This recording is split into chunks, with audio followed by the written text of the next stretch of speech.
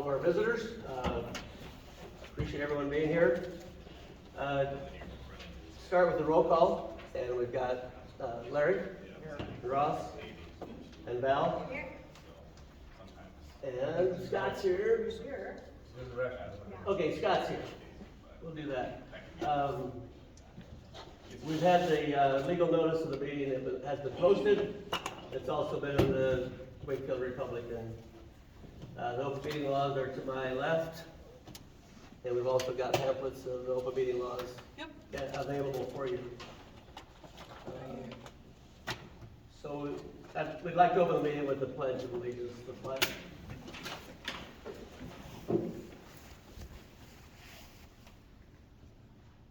I pledge allegiance to the flag of the United States of America and to the republic for which it stands, one nation, under God, indivisible, with liberty and justice for all.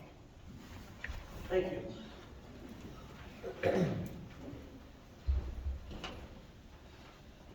Mayor's public comment period is first. Does anyone have anything to say? Tom, Mike, Dick? We'll hear from you later then. All right. We've got the recommendations and reports from all the boards, the consent agenda, and it goes down to the committee with the planning commission, right? Yes. So we've got action on the minutes, treasury report, and then the reports of the CRA, the library board, the civic center, fire department, and the planning commission. So if we could have if you don't have any problem with those, we have a motion to approve. I would like to pull the civic center out, just to give you an update. Okay, civic center we pulled out. Motion to approve the rest. The what? Approve the rest. Oh, I didn't hear it. Well, I'm sorry. All right. Larry? Civic center, we're in the process of advertising for a manager. Tammy Mulligan's resigned. The city staff is filling in that position right now. So we're gonna look at that. And the other thing is we are still getting information and understanding possibly our option was with a alcohol license. So we're pursuing that to better understand what we could possibly do. Okay. Did you want feedback to the council on those things? I think when we get some more information on liquor license, what our options, we'll put it out for everybody and see what you can, some questions you would have. Chad is kind of spearheading that and understands that. So. And the one thing that I hear, and correct me if I'm wrong, we've got Nikki's here, Jim's here as well, Chad's not here, but. Chad's right there. He's not good. Oh, who is there? But He was late. You'd like to have it done sooner rather than later with the liquor license, because we think we're discouraging some people from having events. Yep. So I think we have to be, I'm not gonna say you have to be rushed, but I think we have to do it with a little bit of a sense of urgency. And then with the manager, have you agreed that you need a manager outside of city staff? Yeah, we visited with city staff and they visited with us, and they're just overwhelmed with the responsibilities and the load. And we think that, and Chad with his leadership and vision, he thinks, and we all think that we need to work harder and get a vision for the center to make a manager feasible and worth the time if it's ran right. Okay. Thank you, Larry, for your report. Then we need a motion, and we've got it from Val to approve the consent agenda. And the second, Ross? Aye. Val? Aye. Scott? And Larry? Aye. Thank you. Was monthly committee review, is that in the consent, or what is, I don't know? No, it is That not. was our meeting. That was our meeting that we just had. Oh. So you want us to talk about that? Yes. Mm-hmm. Well, we met with the park board, which was a good meeting. We didn't have enough time to finish the whole gamut that we talked about, but we had an informational meeting, and it dealt with the entire park and projects that we would like to see done, and then budgeting, and biggest thing there is are just the budget items and where the money's gonna come from. we usually have much longer list of things to do than what we have money budgeted for. And, we've got some exciting projects going on at the park, with Jack's Eagle Scout project. We've raised enough money to put a little deck above the, these are things that are related to his project. His project is a POW MIA seat. That's gonna be a neat project. And then he's gotten, as part of his project, he's gotten seats from the Royals and from the Rockies. He's trying to get some from the White Sox and other stadiums.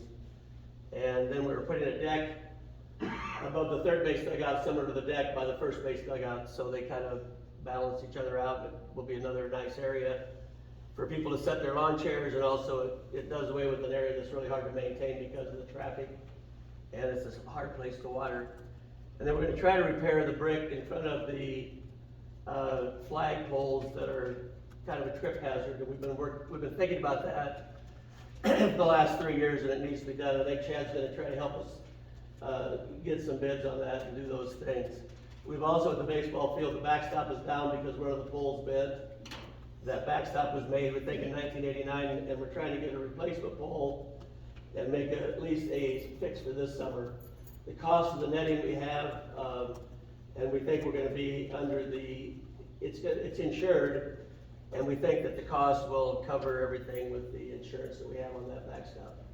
But we're also working on that and also trying to do the Eagle Scout project, and then just maintain what we already have there. So that was the part of it with all of the park.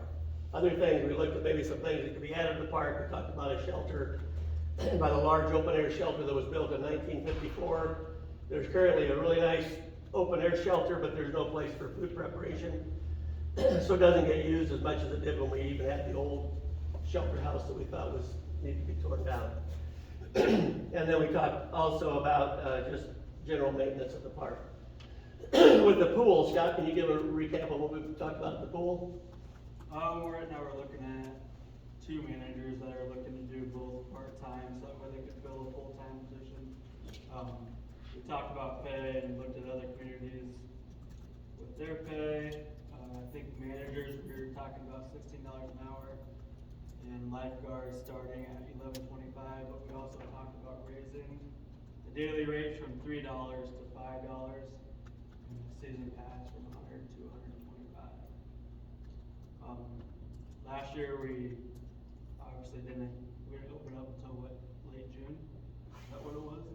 Yeah. So, we also discussed that it's more of a, Service? service for the community, rather than, I mean, you're not gonna make money at a pool.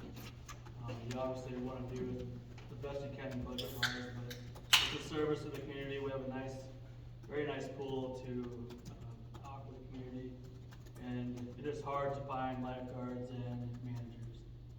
So we do need to make it attractive for high schoolers, and try to find some individuals that are able to be lifeguards.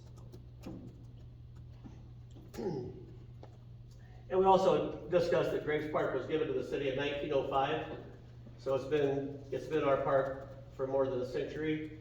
And it was actually built by a family, the Graves family, after they lost 3 young children to childhood diseases, age 7, 6, and 5. And they planted the walnut trees and did all of that. So it's pretty historic, and we want to take care of it. But there's always a longer list of things that need to be done than there is money. And the park, like, just for example, the baseball field, there isn't a deck down there, there isn't a fence that has a dime of tax dollars invested in it. And it's been that way for 55 years. And it's maintained, for the most part, the same way. We need support for the Graves Park Forever, because right now that's the only money that we have had to use for those projects. And I don't know if you've ever read the story about the little red hen, but I'm starting to feel like a little bit like the little red hen with the park. I think that at some point in time, we're gonna have to say that it also needs some maintenance and it needs some help. We talked about improving the softball field, just for fencing around the softball field, the pee-wee field, for the fencing just that fencing the cost was, the bids were 52,000 something. So you can't do that by having a pancake feed. At some point in time, we need to put some money into the park. And I know that we're putting, for example, we're putting, I believe we're putting in 225 or 30,000 into the school project. We're putting $200,000 possibly into the parking lot here. But at some point in time, we need to budget some money for, just for maintenance. That's how I got on the council, I think. I came to the council meeting and told about how we had so many things that were run down and needed maintenance, and was told that there wasn't any money, and there wasn't gonna be any money. And so that's how Grace Park Forever started. And if you like to play basketball and see the basketball court that Ross and Timmery basically, were involved in and did that project for us, the situation before when we showed it to the city was, and even people that were very influential in the city, was that there was one piece of concrete that needed to be removed and replaced, and that's all we needed to do. Well, if you go down there and watch how many kids are playing basketball constantly, you can see that Ross and Timmery did a really good job. And we got some money from the Grace Park Forever, with grants from the Kiewit Foundation, with a grant from the Gardner Foundation, and with a lot of fundraising that Ross led. And we appreciate all that, but that's all been done without any money coming from the budget. And it's pretty amazing. It's been that way for years and years and years. But I think going forward, you're gonna have to look at maybe budgeting some money if the fence is gonna cost $52,000 just for the fence. We also talked about the idea that the softball Little League pony field gets a lot of use, practice use, and also play. And we've talked about, I've had an idea for years that we should call that the Wakefield ag field or something like that, to kind of celebrate the farming that goes on in this area. There's more, I don't know that there's a place with more diversified agriculture than there is in this area. And I think if you did that, you would open yourselves up to some large funding from national farm organizations, I would hope. Because we would be celebrating agriculture on that field, which would allow us to get the upgrades made that are necessary, allow us to have possibly a field turf infield for a field that's really hard to maintain because it doesn't drain water very well. And that might open the path for like girls softball through the school, and I think there'd be people attracted to the community because of that. But those are things that we've talked about at that meeting. Okay, Mike Mogus, utility foreman report.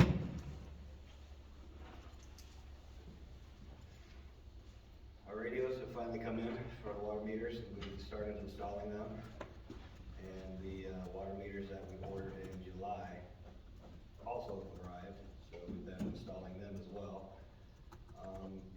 Those radios, we're just putting them in on one route right now. The company's gonna come back on this next Friday, the 18th, to go through with us, and so we can go find out how we actually read those meters on our tablet. They, they'll be helping us out that way. Still waiting on the electric meters. Have nothing with them yet. We have just 3 left, so we're saving those for if any aren't working. And there's actually no time frame right now for those. So I was hoping that those would actually, we're going to be in before the water meters, because they were waiting for chips for those, but that wasn't the case at all. I did have a contractor come and look. That was the Army Corps of Engineers recommended him. We need to video our drains that go through the levee, and so he will clean them, video them, and then send it into the Corps for their approval. It's something that needs to be done every 5 years. And he just got a hold of me yesterday, and he needed to come back and take a look at something else for us, and then he was gonna get us a bid. And then pool slide pump is scheduled to be completed on the 25th of this month. That's all I have. Any questions? You got the speed sign fixed, and it's green, it shows up really well there. Yeah, but, we don't have any power to it for some reason, so we decided to go with the solar panel. And the solar panel is making it work. Yep. Super. That's really noticeable. It wasn't anything that I did, it just, when we sent it off, that's why it came back, so. We got to put it in, Mike. Well, yeah, that's it, but it was, like I said, nothing that I did. Well, I appreciate you doing it. Yeah, absolutely. Wind turbines on the ponds, they'll be installed this spring. Yes. Yep. Once the ice gets off of it. What do you think, Mike? Is there still, you have to be able to get the boat in, right? Yeah, we have to get voted and put those in as well, yeah. Okay. Yeah. Is that why you have those, posts out there? Yes, that's gonna be a rope going across Yeah. to tie those off on, yes. So they stay in one spot. How often is allowed? You know, when you have to move them, like that. Right. And the reason we did that was because we were real close to not being able to discharge, because they come out and test that before you can discharge. You test it in the spring, and you said that you went to Pierce, was it, where they had the agitators? David City. David City? Yep. And they said they worked great, so they're gonna, It settles the sludge. Right Settle the now, sludge? We're seeing islands out there, so instead of dredging it, it's very expensive. Actually, Matt sent me a price on what it would cost to dredge that, and it's very, much more expensive than what we spent on these. so we're optimistic that it's gonna be a good Yes. decision, and we'll be able to release. Yes. Yeah. Any other questions for Mike? Chad, any questions for Mike? All right, thanks, Bogey. And Nate Wayne's not here, but Matt's here, so, we got the head guy to approve the 9th Street paving project contract. Alright, thanks for having me. So we opened bids for the 9th Street project on, earlier this week. We got 5 bids, which is a really good amount for a street project. Our estimate on the project was about $670,000. The high bid was $828,000, but we did get a low bid at $533,000. So, three in the middle, all were hit around where our estimate was, and there's kind of 2 outliers. Luckily, one of those outliers was a low bid. So, Subsurfco LLC was that low bid, and that's who we recommend, awarding the contract to if you guys do decide to move forward with this project. Can you repeat that, Matthew? I'm sorry, sub what? Subsurfco, so SUBSURFCO. Okay, thank you. Yep. And we did call around, they sent us some good references of projects they've done in the Sioux City area. They've done a lot of street projects in Sioux City and South Sioux City. So they do good work, so we believe that they are capable of completing 9th Street. So, are there any questions regarding the project or Subsurfco? Questions, guys? Val? Subsurfco has not come to Wakefield. So. Have you worked with them? So I personally have not worked with them. So Nate Wing actually came from the city of Sioux City, and he's worked with them a couple times. He said they do good work. So Subsurfco is actually the pipe company. They're subbing out the paving to RP Construction. They're out of the Dunes area. And those two, so Subsurfco used to be DA Davis. And they're probably more familiar in the Nebraska area. Subsurfco's a company in Iowa that bought this company in South Sioux City. So if any work in the area was done, it was probably done by DA Davis at the time. So this is Subsurfco's kind of first reach out to Nebraska, So, was the bid above your estimate, or No, so our estimate was $670,000. below? So this one was 530, so it's about 140,000 below Wow. what our estimate was. So, really, and they were even, I mean, the next closest bid to them was 611. So they were 80,000 below the next closest bid. So they were really hungry for this project, or they had some extra pipe or something laying around that they were able to put some good prices to. So you didn't expect that? No, we weren't expecting that at all. But, That's good news. Yeah. Any other questions? So you're advising us to accept that bid? Yep, that's who we recommend is going with Subsurfco, especially with that much of a gap in price. Everybody loves working with Harris, they're one of the best, but Right. I don't think you can justify $80,000 going with another company. So yeah, we recommend going with Subsurfco. All right, you wanna make a motion to that effect, or do you have other questions for Matt? startup and completion, looks like. Yeah, so we have completion, at the end of August. We haven't talked to them about timeline or anything, but usually it takes about a month to kind of get contracts and a pre-construction meeting going. So the earliest they would start, is probably end of April or May. So it depends how soon they would jump on it or not, but the final completion date is they will be done by August 15th. Think they want it done sooner the better, I think, for the farmers, if they want that done before they start the farmers, right? Yeah. They'll probably work at the same time. Yeah, that's my guess is they'll be Yeah. working side by side.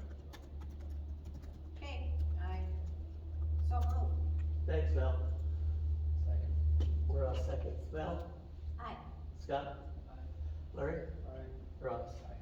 Any other, do you have anything else, Matt, tonight? Nope, that's all I had, unless there's any other questions regarding this project or anything else. How come none of us won anything at the, open house? Two girls. Yeah. Oh, I don't know, I wasn't in charge of drawing. Ah, There was some cool footballs and volleyballs that they gave out though. Yep. That's what I heard.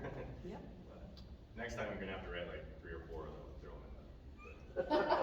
That's the secret. That must be the secret. That's what I did that year I won. Yeah. Thanks, Matt. All right, thanks guys, have a good one. Thanks, Matt. We'd like to open the public hearing, to amend the zoning regulations to change the height requirements for a multifamily dwelling in the C2 district. Oh, what did I skip? Oh, Read the paving district.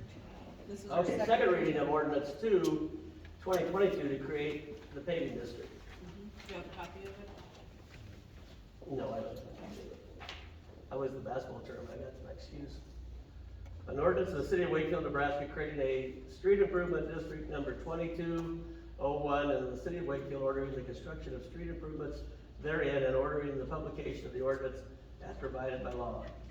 Be it ordained by the mayor and council of the city of Wakefield, Nebraska, that there will be hereby is created in the city of Wakefield, Nebraska, a street improvement district to be known and designated as street improvement district number 2201 of the city of Wakefield, Nebraska.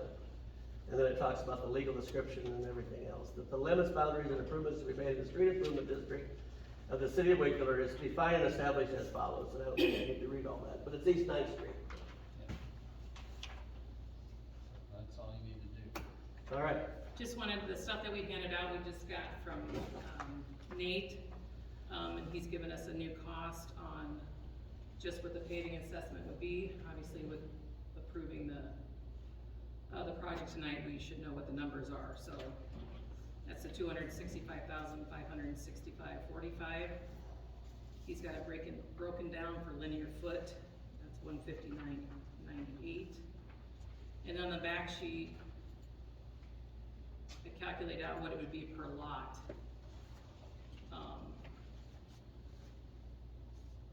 So you can see what the assessment would be for each lot out there.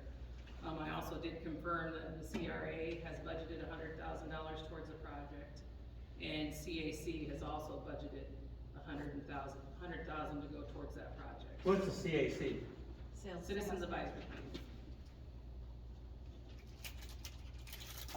So we take those two commitments, it's down to $65,565.45, and then divided that out per lot again.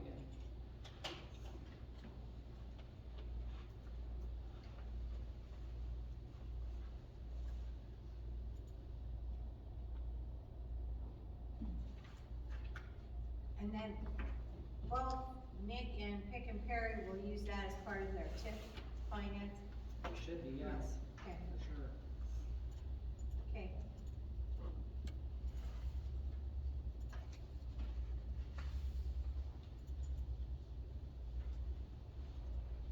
Do we need a third reading? I mean, can we waive it? That's my question. Well, you had the second reading, if you wanna waive it again, you can waive the third and move Pass it now. I just gonna wait and we tried to do the third reading. I don't think there's any hurry in this part of it. Will the timeline have any effect, like on Nick? If we don't, No, I think we'll have the engineers recalculate this to make sure that they're correct on this, and then Okay. he's gonna know what his number is to okay. unless you guys make some changes to it. But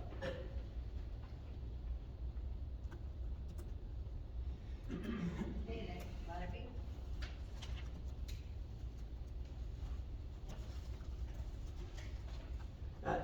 my own feeling is that 100,000 for the CRA and the CAC is too generous. But, you know, when I've gone to the city and they need something for the park, we've got no money, but if we need something for this, we've got 100,000, 100,000.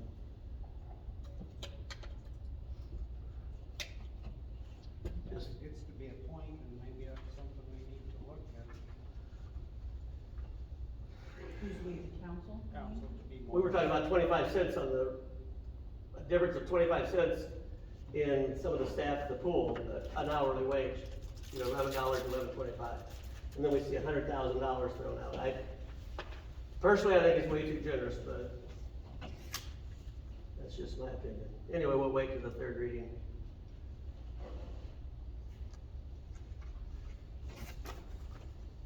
And that money was budgeted at the beginning of the year?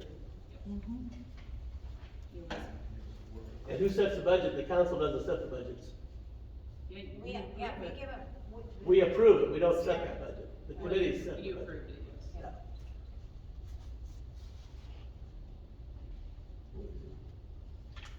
I guess, speaking for the CRA, one of the reasons we thought that would be a valid use of funds is because it directly, impacted business and housing, the two of the biggest things in the community.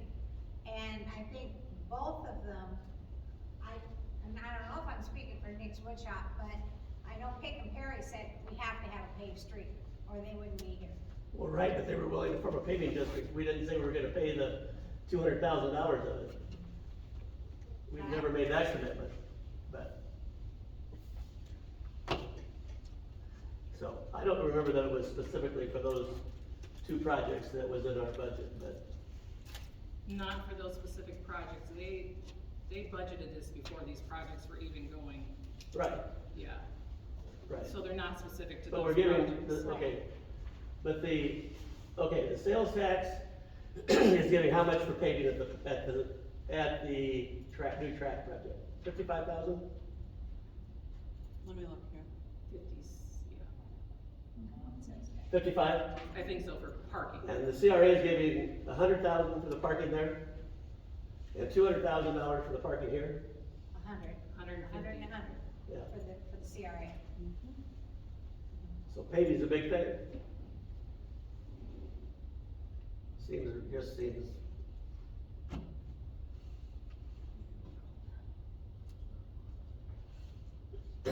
When I went to the school years ago, because the football coaches and the administration thought our football field was inadequate, Jim Clark, a former mayor, and myself took it upon ourselves to get bids, and we got really low. We talked people into doing it basically as a community service, but there were costs involved. We went to the school board. We'd already gone to the city board, and they would pay half of it. Went to the school board and explained the cost, and they were not anywhere like this kind of a cost. And I'll never forget, Jim Clark did a good job of explaining it. We assumed they would pay half of it. And the answer was not a nickel. And it wasn't said very nicely. How much are you willing to give, Jim said. Not a nickel. Man, it depends on what your priorities are, but I've always felt like a park is a priority. And I really regret the fact that a lot of people in Wakefield think that the city has paid for all those things at our park. Rest assured, they have not. And if you want to read the Little Red Hen, that's how I feel. And I also own a business that put a street in and paid for the whole thing. The whole block, with the exception of one little 100-foot area. The whole thing. And everybody in town uses that too, and that was probably a good thing. So, upsetting to me.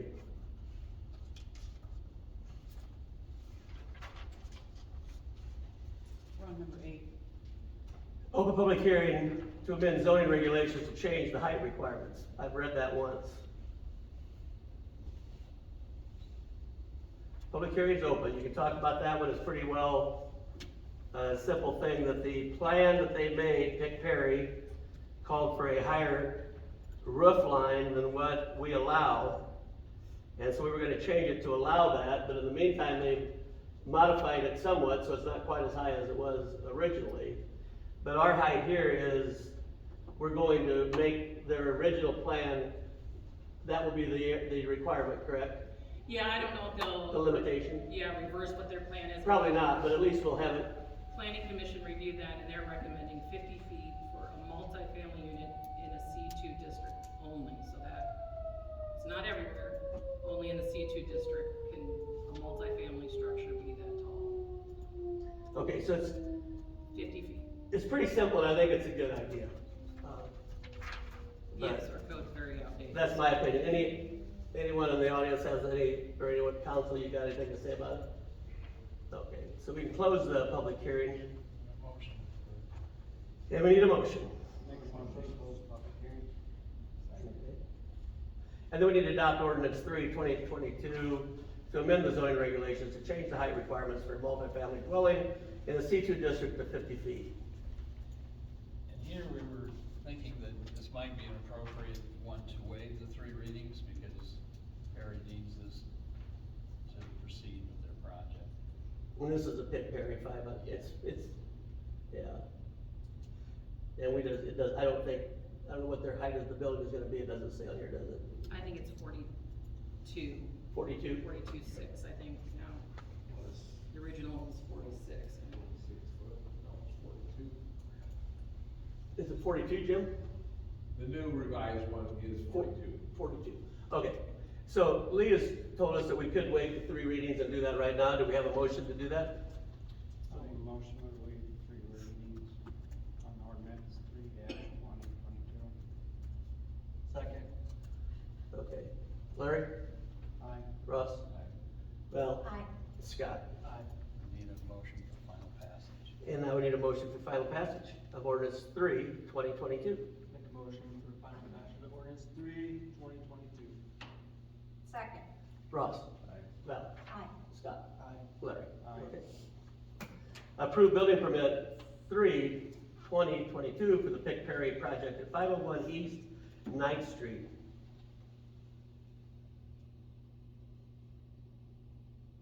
Who's looked at that? Me and Jim sat down this week and, went through all their setbacks, they're good on their setbacks, they're good on their parking. We brought the plan if you wanna see it. There for your review. It's just for one building, What, just one building. Just the one apartment building. the plan, I guess we reviewed is all 3 of them, so that we know Unit where garage. he's. But he is just going to build the one in the garages right now. So this building permit is just for the first, Well, I think he has it all.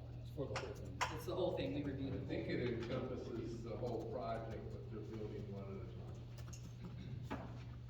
you guys wanna look at the plan? Might go look at it. Yeah. I'm fine.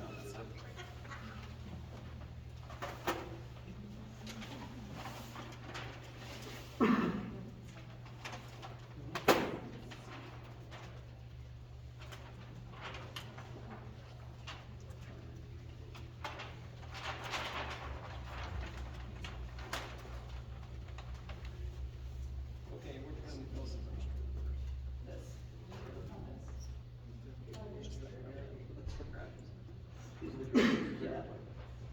These all 3 eventually. Is he doing this parking? Not till this. That was my first. Oh, there's parking right here. So this one needs to be done before you got really good access to it. His access will actually be up Main Street. And then he's got all, is he gonna do, does this go right to the, oh, he's got grass here? Yeah, he's got 27 feet from So that his meets property line to his first building. That meets the requirements. Yes. So he'll do the first one and that will match, right? This one and this one both, maybe?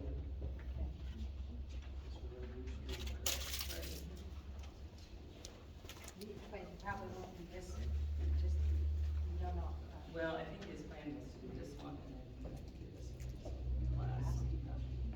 This is 30 minutes or? They're each 30.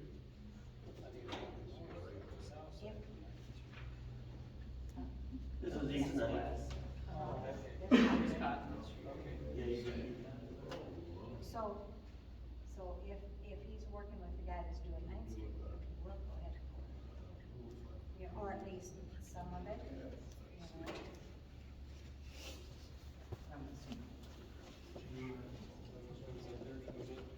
What's that?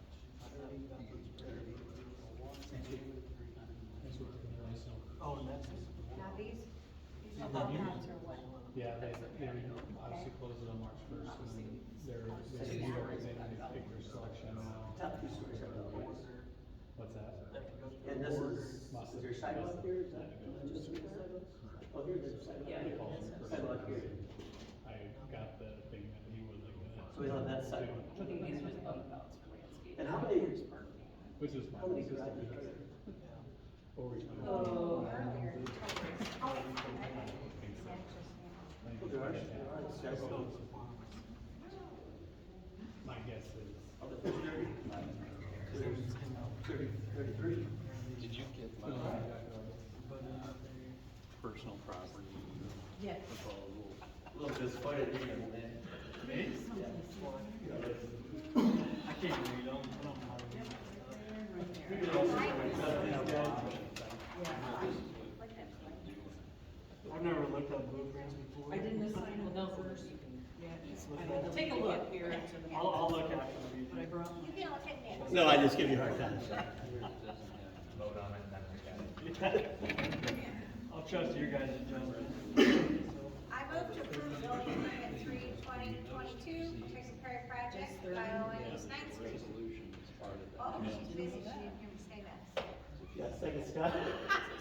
I'll second it. All right, Val. aye. Scott. Wait. Val, did it. Val made a motion, Val and made a motion, Scott sorry. seconded, and Yeah. Ross? And Val. Aye. Everybody was aye. Okay, thank you. Scott is second. Yep, okay. Okay. Open the public hearing regarding next woodshop tax increment financing project. Paul Allison from Klein Williams is on to talk about that. Back behind you. Okay, Allison, good. Is the volume way up? Hi, Allison Buller here from Klein Williams. We're TIF council for the city. I'm here to provide just a basic overview of the project from a redevelopment standpoint and answer any questions that you might have. Tonight, the city council is going to review and potentially take action on 2 documents that we've prepared in connection with the project. The first one is the redevelopment plan amendment, and the second one is a redevelopment agreement. The amendment is going to add the project to the redevelopment plan so that the project can utilize tax increment financing. And the redevelopment agreement is going to be the contract between the CRA and the redeveloper that's going to implement that plan. So the Planning Commission and CRA have met previously. Both have recommended approval of the project. You're probably familiar with Nick's project, which is the construction of a warehouse that's going to be used for his carpenter shop and an office space. He's provided a preliminary site plan that's attached to both those documents. If you want to take a look, he plans to start and complete construction on this project in 2022. The project is going to be constructed on a vacant lot in the industrial park. You're familiar with that site. That industrial park is located in the redevelopment area, so projects in that area are eligible for the use of tax increment financing. So approving this project is going to allow the CRA to capture the tax increment for 15 years, starting with the 2023 tax year. In this case, our TIF projections support a TIF note in the amount of $91,800. That's based on a minimum completed valuation of $480,000. So in the redevelopment agreement, the redevelopers agreeing to create an assessed value of the project site in the amount of that $480,000. Those TIF funds that he's going to get must be used for eligible expenditures under the community development law, and I've included a list of the estimated eligible TIF uses, which exceed the $91,800. So that's primarily site acquisition costs, site utilities, and then whatever street assessments there are relating to the paving of East 9th Street that you guys were just discussing. And all of those TIF costs are required to be certified to the CRA. So once they're incurred, he'll have to provide a documentation that those costs were actually incurred. I want to highlight a couple of concepts that I think are going to be important for this project in particular. The first is the funding of the TIF note. So as part of this project and as part of every project, the CRA issues a TIF note in which they're agreeing to pass through the tax increment. So with any project, that TIF is coming in over 15 years once the project is completed and once you start paying taxes. So there's no upfront money coming in. So the redeveloper is responsible for funding or monetizing that TIF note. So what I'm saying is, getting that money up front to do the project. So in a typical project, the redeveloper either self-funds the project, they already have the capital to complete the project, so they just hold the TIF note themselves and get paid back over the 15-year period.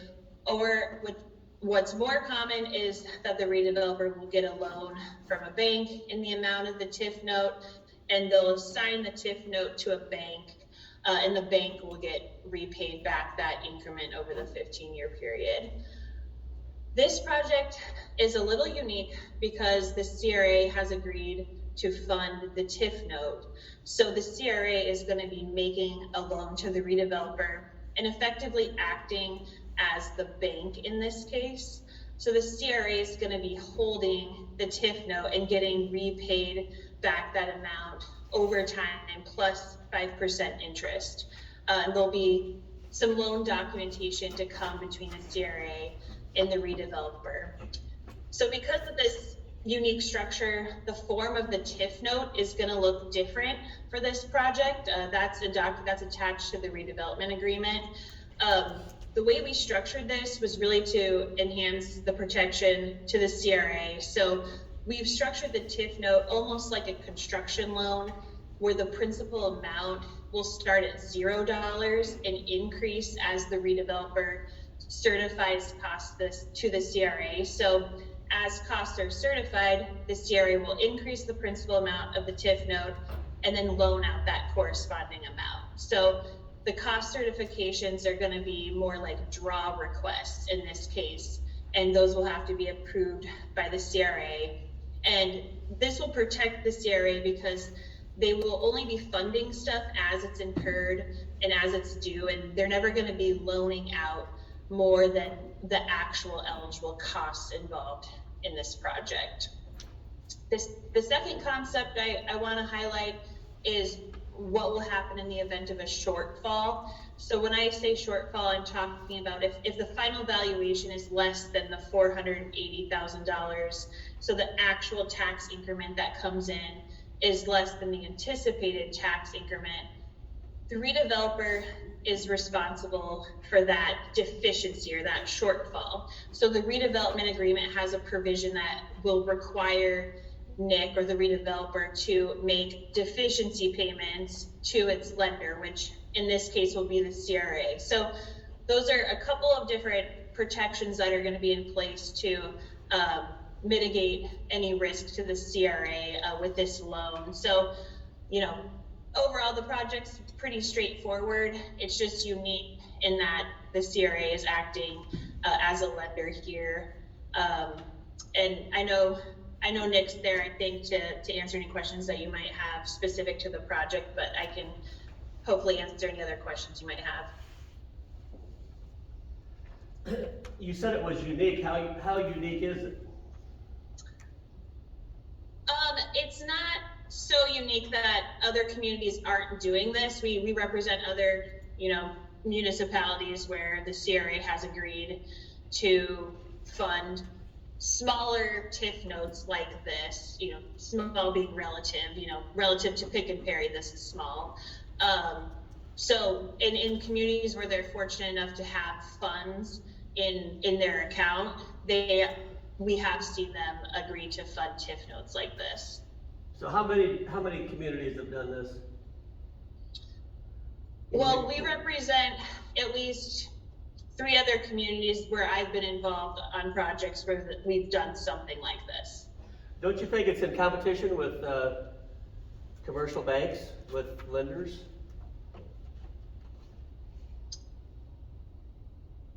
I mean, I don't think it's a particular, concern with competitions with banks in any way. It's just a different mechanism to fund this note, a different way for this, and the CRA is going to not only replenish their account over 15 years, they're going to make interest on this. I think this is, they're going to have more funds available for more projects going forward and other initiatives that they want to support. But we have banks in the area, in Allen and Wakefield and Laurel and Wayne and I mean, the Emerson. project is still funded through a bank, though, right? We're just talking about the TIF note. Just the 91,000. Right, Yeah. yeah. But we're getting the 5%. I don't understand. I think it's a slippery slope. How much money is the CRA giving them? The CRA will only give him what he has spent and identified as a specific TIF approved, funding, for specific, TIF approved, supplies for the paving, whatever. They will only give him money when he is already taken care of getting that part of the project done.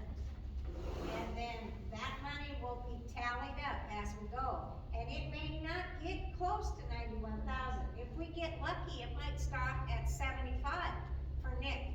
And one of the reasons he was asking to do this is then, if that in fact could happen, he would not be tied into a bank for that extra chunk of money, and he could instead use it to do some of the things that we requested of him, more landscaping, more design out front, those kinds of things that not necessarily would work with the bank. And maybe they would, but John was there, he understood the whole thing. He's still coming and advising the CRA, although he's not a member anymore, and he didn't have a problem with it.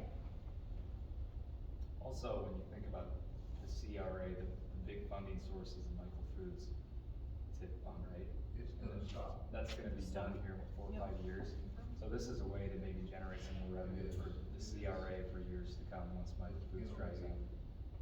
So it's kind of smart on their part, really, but. What do you mean it'll be done in 5 years? It's over then? Yeah, Yeah, we it's will not there. receive any more funding. Well, 5, 7, whatever it is, but the funding will stop, and then we will have only the funds we have to sustain the whole project of all the other things we choose to do. Some communities, put a tax out in the whole community and raise funds for the CRA through an added city tax. You were talking about trying to find ways to fund it with the CRA.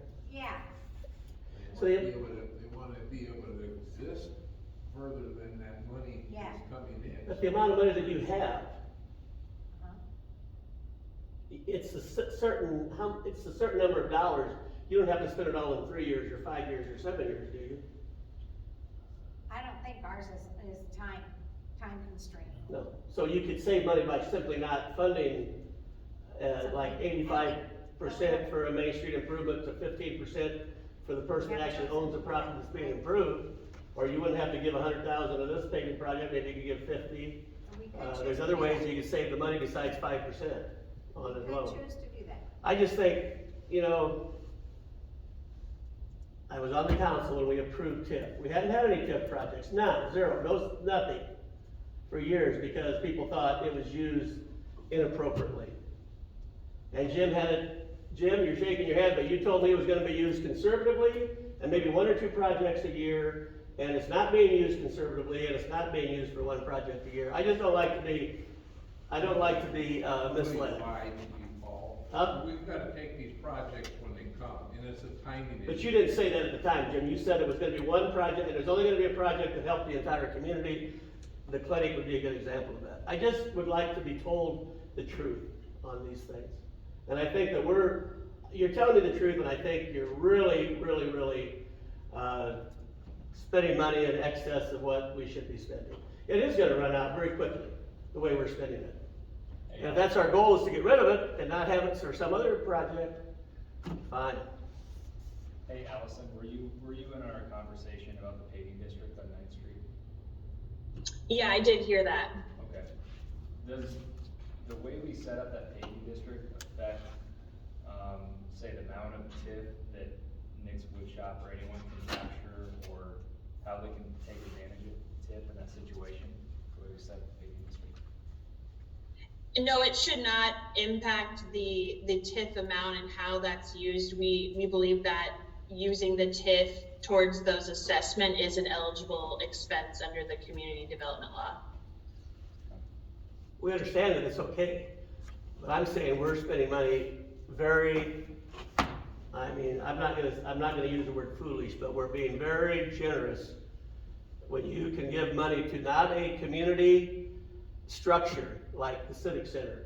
You can give money to a property that's owned by an individual, and they only have to put in 15%. And I still think, if I wanted to go to a lawyer, that project was never approved by our city council. We approved 15% and 85%, we approved that for an application for a grant. We did not receive the grant, and then the CRA went ahead and did it on their own with their own money, their pile of money, and that was never approved by the council. And someone led them astray, because we did not approve it. We approved it only for a application for a grant. We never approved that the CRA could just take it and do it what they had in their grant application. Maybe that's why they didn't get their grant application, because it was whoever approves the grants thought, gee whiz, they're 15 and 85. I'm just saying how I feel about it. And I'm opposed to this, but that's not you guys can just do whatever you want to do. I think it's a slippery slope. And how much does it cost for our legal teams for CRA? What are your legal bills in a year's time? Very extensive. Yes. Okay, thank you. So the max is $91,000? The max. $91,800. I'll say something. We know that total's already gonna come down just with the bid that we received the other day, significantly. So his TIF amount that he's gonna receive for the street amount, his portion of the street district, will be reduced significantly just because of the bid being significantly less. So that will help just in that facet. So the CRA is gonna be the banker. When the bills come in, you pay. And then you're gonna make 5% of the money What's that been you loaned borrow. out, yep. But you could use that money for other projects in the community too. And we have. The money's there to use, I don't have a problem. But the problem I have, Larry, the money's gonna be gone, we won't have to worry about CRA as long as we keep spending money to that degree, that amount. You're gonna be sitting here in 10 years, you're gonna say, gee, I wish we had some money, because there's a guy that would like to come in and open a dental office, or he would like to open a law firm, start a law firm, and we don't have any TIF money left, we spend it all on a few projects. I think it's poor government is what I think it is, but. Generally, TIF, you're not really spending money. In this case, you're loaning it out, it's coming back, but generally with TIF, the CRA is not gonna have loans. You're just approving the TIF, right? And it's just money. Yes, that this comes is later through that's taxes. why I'm saying, why do we have to get involved in this now all of a sudden? And have all the legal costs that go along with it? When we've got a bank that can bond it, and we've got banks around that can bond it. I think it's. Right. Just to be clear, the redeveloper does pay the CRA's legal fees. So those costs are passed on to the redeveloper before the note is issued. Well, at least we got that done. What action do we have to take on this? First of all, we have to close the public hearing. Need a motion? I got it. Thank you. We need a motion to close the public hearing. So moved. Second. And you got 2 resolutions to pass or act upon. Well, if we pass it, I'm not gonna sign it until I get another legal person to look at it. I will not sign something that I don't totally understand. So, just want you to know that. I move to approve resolution 2022 amendment to the redevelopment plan for Nick's Woodshop redevelopment project, which will utilize tax increment financing. That's just to use the tax finance. That's just to put this project in our big redevelopment plan. We have to insert each one separately. We've already done that with Pick and Perry, right? Okay.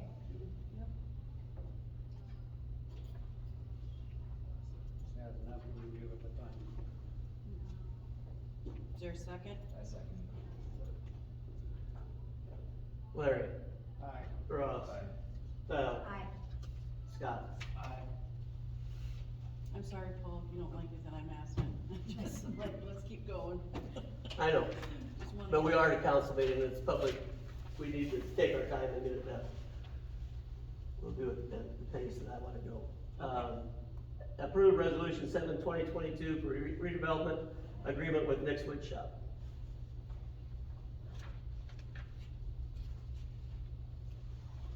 Need a motion and a second. Now, this is the one that the CRA is gonna be the bank. Yeah, now we're bankers.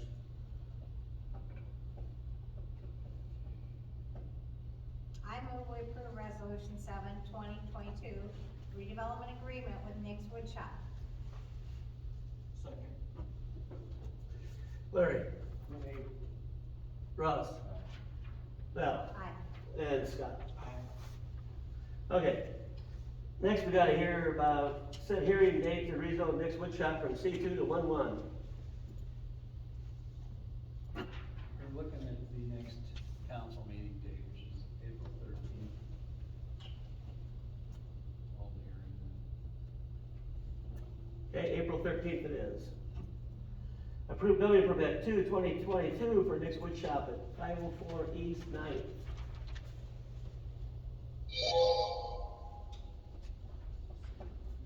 Yep. We You see did it's also, up there. yep, look at that. Yep, and it's up there if you wanna look at it. The only issue we had was one of the, I think the west setback, needed to come further east a little bit, and we did talk to the contractor about that today. No. So they'll make the adjustment. Let's see. Does it? Oh, it's done. How come it doesn't? Change it? No, you 2.5. there it is. A lot that messed me up. Yep. So that's 2 doors, center bump out office. We asked for specific things to make this look nice. Not here. It's different than what's in the packet.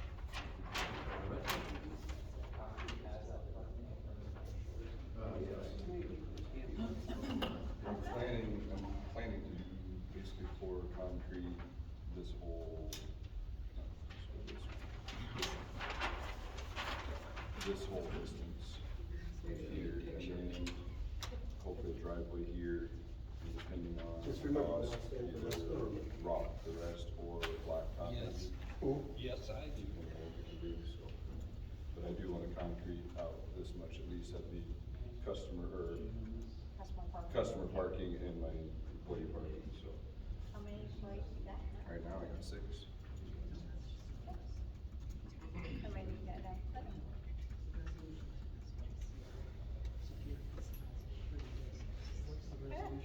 No. He's pretty even speaking. Guess so. Okay. Hey, Anybody else have questions? Scott, see, that was easy enough. Didn't make your heart stop racing.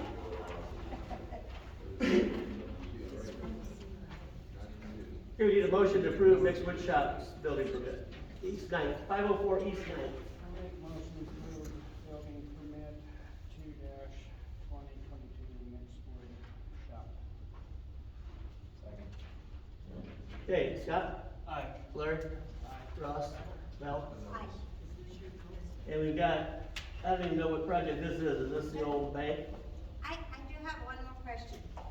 Does Nick have to wait till, the zoning is changed before he can start? He can start, right? Well, I told him, if the city council was not gonna object to it, we can get going. But We're not gonna object, I don't think. I think that's the Ross, you gonna object to that? That he starts building before it gets changed in zoning? I don't think you're taking any You chances. don't need just a formality, make that. Thank you. Probably illegal, but that's fine. I mean, I think we all want you to get started when you can get started. I appreciate it. And then 18 is approved building permit 4/2022 for project 301 Main Street. What's that building permit look like? Do we have copies of that laying around? I think that should be up there too. Oh, no, it's right here. That one's all online. I think I saw that one online. Yeah, I think they've been putting Updates on that. We're updates gonna on get through this to hurry. I looked at that one.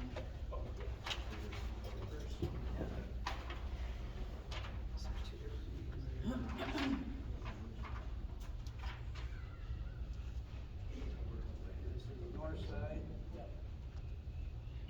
South side, right? Top. Yeah, yeah. So what's in this building permit that we're approving? What are they doing with it? Really, we're not, I mean, they're doing interior work, so, It's just interior? really the only thing that we're probably looking at is, there's no setback requirements, obviously, because it's interior, but they meet requirements on parking, for upper story living. So how are they gonna do that? They have 44 feet back here that they do parking, and then they also have a garage that they would do parking. And if it doesn't fit in there, they also will be parking on their empty lot next to the post office to accommodate. They're required to have 1.5 parking stalls per unit. So it's not as much as complexes. So the building over here, that white, or is that it, that empty lot or that garage? Well, they own this too, the garage, They so own the they'll white park garage? it, yep. And they have this here. And this is what. So they can Mary get 5 is using spaces. now. Right. Okay. Yep.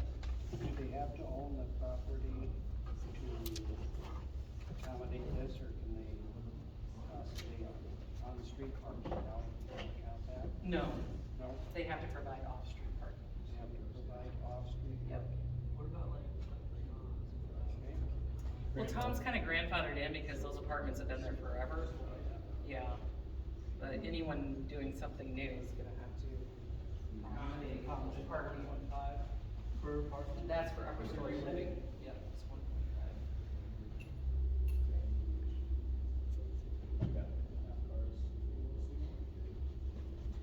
Are you ready to approve that building permit? Need a motion and a second? Make a motion to approve building permit 4-2022. Second? I don't know whose turn it is, Larry? Russ? Aye. Val? Aye. Scott? Aye. Okay, update on the Wakefield party. Is Megan on the, I don't know if she'll be speaking tonight. She is trying to listen in, but okay, we'll just, yeah, her father passed away, so she's oh, not working this week, so. okay. So we'll table that and maybe hear it next month. Or if she's back to work next week, I can have her give you an update, just via email if you want. Yeah. That'd be good. Okay. CRA's 30-day notice of intent, providing notice to the governing body for intent to enter into a redevelopment agreement with Pick and Perry Development. So I think there, the minutes just acknowledge that you received the notice from the CRA. That's good. Now, I don't know anything about 8/2022, and I haven't been bonded, so I don't think I need to be bonded for my last 8 months. Is there a cost involved? This was sure. the information that Bob and Dick gave us that day you were in the office with Val and me. But does it cost to have me bonded? Yeah, It's insurance. I think I can get through 8 months with my, I don't think I need to be bonded, but you probably need to bond. What is that consistent of? It's a $25,000 bond minimum. I don't know what they're writing for. yeah. And I don't know the cost of it. It's, well, and the mayor, they said, doesn't need one. Council president, what did they say, you didn't need one? Because I'm, as a council member, we're already You're already- covered under the other Right. rest of the insurance. But the administrator needs it, right? And all we're gonna do is switch 'Cause Nikki- Chad out for, Jim. Jim. Cause Jim's bonded right now, Yes. and Nikki's bonded, so we just need to bond Chad. Yeah, It just and gets all swapped we're out. gonna do is swap out, so there's not gonna be a change in anything, it's just gonna be, cause we don't need Val to be done, we don't need you to be done. This was something that we had tabled from last month. Right, So, we're just gonna switch Jim and Chad out. So you're gonna table it again? well, Well, does it even need to be tabled? Does it even need to be an ordinance, because all we're doing is swapping administrators, and we already have an ordinance that says the administrator is. So we don't need to act on it? I think we agreed with council, that I didn't need to be bonded and Val didn't need to be bonded. Yeah. Right. And then, as long as we got our administrators and, are you bonded? I don't sign any checks. Good. You don't need to be bonded, then. So we can table that or just, Hang on, okay. You think we need a motion to approve? Or to change the names on that? Change the name from Jim to Chad? I don't think you need a motion to do that, you just need to do it. So you don't think we need a motion? No. Okay. And the next thing is to the proposal for the sale of 203 Mitchell Street. That is, the empty lot, right? So I guess we talked about that last month, we were gonna put it up for sale, but we're gonna have, how we're gonna sell it was kind of how the CRA's been selling their property, to look at them and discuss which direction we wanna go, right? What's the proposal? We're gonna ask for proposals, or what is it? Or you're just gonna discuss what, how you wanna do it. What we're asking for it? yeah, what the terms would be. How did the CRA list yours? We do an RFP, a request for proposals, and they have to submit what they would like to do with that property. You know, give you kind of an overview of what it might cost and how it would affect the community, right? Am I right on so far? And part of that, when they submit an RFP, you know, we wanna know a timeline. So we know they don't wanna sit on that lot for 4 years and then decide. We want to know that it's something that's gonna move forward. And the only other thing that's involved is we sell the lot. And that's probably what this group needs to make a decision on, how much that lot is worth. Or what we wanna offer it. And what are we doing with CRA lots? There's some kind of a general, amount, like what we use lately. Okay, what's the one, 7,500 for the Sitzman one. but that's based on how big it is? How big it is, it's a corner lot. How Okay, much you get for the system one? I think 7,500 is what we asked. so This then lot's this would a be little like smaller. 5, maybe? Yeah, it's really, it's not big enough for anything. And you can certainly do that with this lot. The issue with this lot is that it's not near as attractive as Sitzman's lot. So that's a lot of work to do the RFP part of it. I personally think we're gonna be out there trying to hunt get somebody to try to build on there, but, Well, I think that's our job to do it, cause we bought it. well, I do too. Yeah, and that's a lot that we got some issues with, because the utilities go through Peters' ground, right? They're super shallow as Yeah. well. So we knew that when we wanted to buy it, so I think we need to put some work into it and see the best price we can get out of it. Well, why don't you put it up for sale, and then we'll just get the bid, will include what their plans are for it, and then also what they're willing to pay for it. And we can accept or reject, right? Right, I think we just need to put a price on it for a sale sign and then work with somebody that's interested on how we can fit something on that lot. But we've also gotta be careful that it fits into the neighborhood. Yeah. Right, I mean, it's gonna have to be a special, It's not a very big spot, but it would, be great for someone elderly if you know, a smaller house, but How's that go through those other people's lots then with utilities? well, they'll have to put their own, It'll be all they'll have to do new. a new tap. Be new tap, new feed, new everything So you go through the lot east of you, from the street. you'll go around it? and all the neighboring houses are occupied? Every one of those. Yeah, it's gonna be a complete new tap lot, or that, whatever structure goes in there, they'll have to be completely new from the street. So there's gonna be expense in that, Yeah, significant expense in that. yeah. So you gotta think about that when you're selling a lot, I guess, so to speak, because in a normal situation, that tap's already there at the correct level, so on and so forth, so. Would it help to sell it to make it a little bit more favorable if we said we will put in, how much does it cost to do that? How much does it cost the city to do that? More than probably the cost of the lot. Okay, Yeah, So, Well, we bought that lot for 20,000, didn't we? I think so. sales tax, yeah. Sales tax, but The that's utility our money. extension would be over 20,000. oh, no, as far as what you're gonna sell. it for. Oh, okay, So- I'm like, 5,000. How much did you buy that lot for? 20,000. 20,000, okay, that's what we bought it for, guys.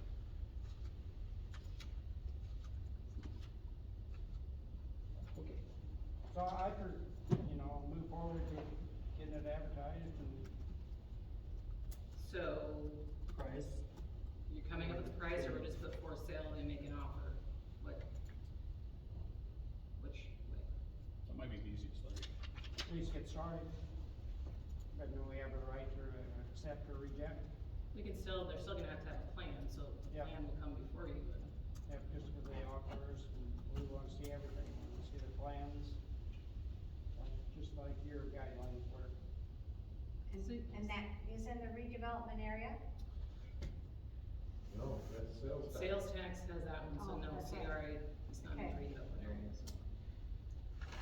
So, there's a different process if the value of the lot's over 5,000 or under 5,000. So you have to determine what the value of the lot is. It's probably under 5,000, It's gonna right? be under. By far. Okay, then there's a different process we can use for that. Why don't we table it for now and work on it? How's that sound? We know we're gonna sell the lot. I think we need to get moving on it, but Well, if it's gonna be that expensive. Well, we gotta get moving on a lot of things, but this lot, you're gonna pay, I mean, we're not gonna do it exactly like the CRA does it, I don't think. I think we can make the decision on that, can't we? I just want some guidelines. So if the lot's gonna be under 5,000, we already know that, Teresa. What's the different guidelines, it's 75,000? Different advertising. Just, and a right of remonstrance, so that if you sell property that's over $5,000 of value, you have to hold on to it for 30 days after you put the notice in. So essentially, it's easier to sell it under 5,000. Yes. Yes, but it's the value, is the value under 5,000, that's the question. So then is it worth turning it over to just ask for 2,500 for the lot, since they're gonna have to fork out the extra money for the utilities and all that kind of stuff? I don't know. We're gonna see what we can get for it. Best off, we're gonna have to put it out there and somebody can come in and say they'll give us $1,000 and we were gonna say 1,000. And we might say, we're not interested, we're gonna back away and keep it out there for sale. So for sale, make an offer. Yeah. Okay. Everybody- plans? So moved. With plans? Yeah, we want to see the plan. You gotta be careful, you get some odd things in there. I Yeah. mean, and then you'll mess up the other people that live there that, kinda like park, if you got a bad building, you got, just like a junk car sitting there that we get complaints about. You gotta make sure you approve the plan, you can't just sell it, I don't think. No, once you. Why don't you let us elected officials sit down maybe in a committee and figure something out? So everybody understands where we wanna go, right? Yeah, I'll put together something. Yeah, we can get something put together. All right, so we'll table it for now. Authorize the clerk treasurer to pay Wakefield Progressive $30,000 from funds donated to the city by the CRA for economic development. Can you explain that, Nikki? Yes, Skip 23. skip 23. So, the CRA was, and the sales tax both committed $30,000 for a period of time to fund the economic development director position. But the CRA can't make those, that grant directly to Wakefield Progressive. They have to make the grant to the city, and the city can transfer those funds then over to Wakefield Progressive, just like you did last month with the sales tax. So, you just need a motion to authorize the city clerk to pay those funds to Wakefield Progressive that have been donated for that reason. So we need a motion for that. I think we've already agreed to do that for, I think, 3 years, so we're getting close to the end of our time, but we need a motion to approve that. Make a motion to approve the 30,000 from CRA to the city to pay, is it CRA to the city? The city's already, the CRA has already paid it to the city, so you Oh, just need the city to city the to Wakefield Wakefield Progressive. Sorry, I make a motion to approve the payment of 30,000 from the city to Wakefield Progressive. Second. Russ? Aye. Val? Aye. Scott? Aye. Larry? Aye. Okay, we got one here that we missed, that I missed, to sell city-owned equipment, resolution 9/2022, and you've got a list of the equipment, and Chad is the one they contact, if they want to buy it. Well, I sent we need to do a resolution setting out in Oh. terms of the sale. And, I think, I don't know, Chad Nikki gave me something that had the, asking prices for there's 4 items. Okay. And since it's over 5,000, some of the pieces are over 5,000, we have to advertise. So, and we have to have 7 days notice. You have to advertise 7 days before you offer it for sale. And so what I would see, I think that's how you wanna do it. I mean, 'cause the option, there's another one, you could do bids and open bids and that kind of thing, but this would just be an ad that you'd run in, says local newspapers, periodicals, journals, industry stuff. And it would allow city administrators to negotiate a lower price if you can't get what we're advertising it for, subject to the approval of the council. You have to bring it back. So, and the quickest the notice could run would be next week, would be, what's today, tomorrow would be the 10th, so the 17th would be the quickest to be in the paper, and go a week beyond that, would be the 24th or whatever, so, that's what we can commence, March 24th or March 25th, to advertise and do that. And even if you previously. You guys, Yeah. I put it on the League of Municipalities, website, as for right now. we bought that broom for the UTV in 2020. Mhm. What did we pay for it then? We paid $48.50, and then there's an adapter for the UTV. I contacted Mogus on all of that, and I think Pam helped me out with a few of those purchases. It was just under $48.50 on that. And why did they need it? They don't need that one. I don't know why, it was requested by the staff. It's too heavy for the machine, and then the bogey wheels that keeps it off the ground, so the broom or the bristles don't wear too fast. They constantly break. It has an auxiliary motor on it. It's just really not a great setup. That's all I can really say about it in terms of my time here. And that's information from the employees directly. Would you agree that it could seem to a council member like we bought something that we didn't really know what it was? I mean, that could be a lot of things, but, yeah, I mean, it's just something that they, probably thought would work really well. They got the piece of equipment, and not being around to that type of equipment, realized in a short period of time that it wasn't working. I think the correct position there would have been, is to get it, to try it, and realize that it didn't work, and then call the manufacturer and try to get it. But we're well past that stage now.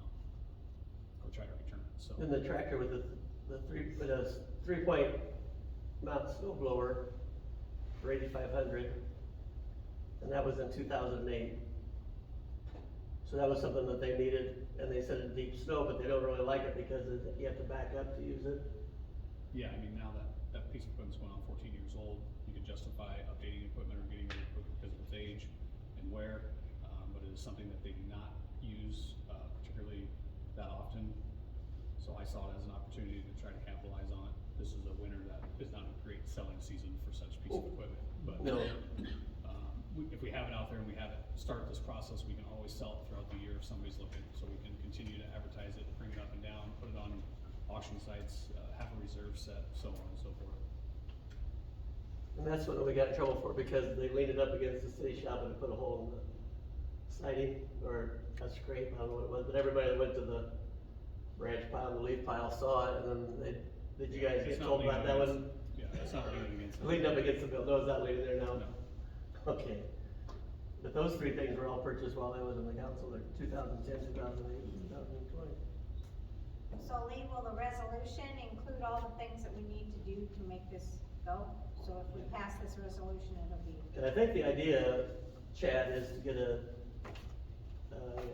skid loader, to purchase a new piece of equipment, or? It'll be kind of a review, at that time prior to the new fiscal year, for budgetary concern of what we could put that money towards, yes. So it would not be until the next budget year? Yes. Okay. Yep. And then I talked to people about the 93 International, and they thought they were okay with 2 trucks. I didn't talk to Jim though, you think it's okay 2 trucks instead of 3? Yeah, it's been a good backup, But yeah. you don't feel one way or the other about it? No, not really. Okay. Just if we can't get our money, that maybe what it's worth, don't sell it, right? Don't give it away. Yeah, if somebody Yeah. comes in and they say, I'll give you $5,000, I'm not gonna take that. Right. Obviously, I can't sell the equipment without council approval anyway, so. Don't give it away. Okay. So we gotta introduce resolution number, 9/20.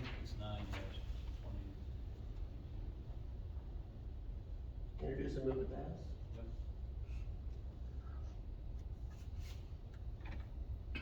This is equipment that we haven't used, we've used the white truck one before we got the new one, but I talked to the guys that drive it, I hadn't had a chance to talk to Jim, but the rest of them felt like we'd probably be okay with just 2. two separate actions, Lee, or one? What's that? 2 separate actions? One, I think we can do it all in one. Okay, then I introduce resolution 9/2022 and move to pass to sell city-owned equipment. Second. Now we need to read it. No, you don't need to read this. Okay. Just need a vote. And Ross. Val? Aye. Scott? And Larry? Aye. All right. I didn't sign it, but I can sign it tomorrow. Yeah. I'll go to the office. All right. Approve the resolution, to approve Megan to take Zach's place on the Goldenrod Regional Housing Agency We are gonna table that until next month. when Megan's here.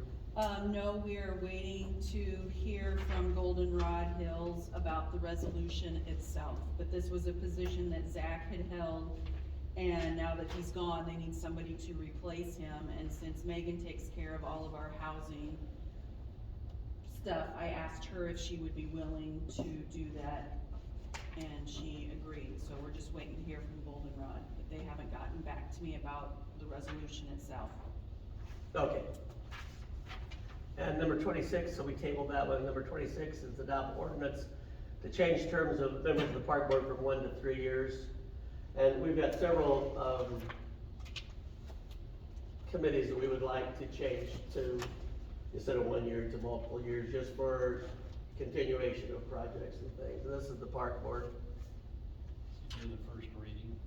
Oh, first reading, an ordinance of the city of Wakefield, Nebraska to amend the terms of the park board commissioners to provide for the repeal of ordinances in conflict herewith and to prescribe the time which this ordinance shall be in full force and effect. And we're trying to change the years to, 3-year terms. It'll be one member would be 1 year, one would be 3, and one would be 2. Somebody needs to introduce it, just for the record.